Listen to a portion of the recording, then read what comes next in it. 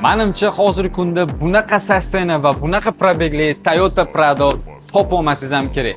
E'tiboringiz qarshisida Toyota Prado 150 2022-yil ishlab chiqarilgan 1300 km masofa bosib o'tgan.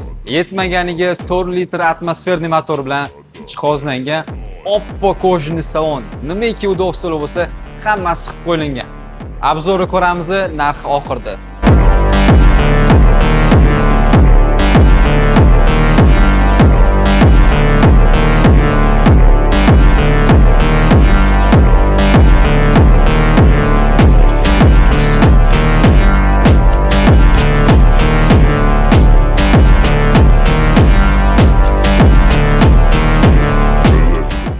Bizning Telegram sahifamiz ham bor. Chetda o'zi srochno o'tib obuna bo'lib qo'ysangiz, birinchilardan bo'lib shunaqa zo'rina markalarni zo'r narxlarda ko'rib borsangiz bo'ladi. Avtomobilimizdan narxiga keladigan bo'lsak, $78,000 davomimiz. Qiziqqanlar bo'lsa, pastki raqamlarga telefon qilib, baraka qilib olsanglar bo'ladi.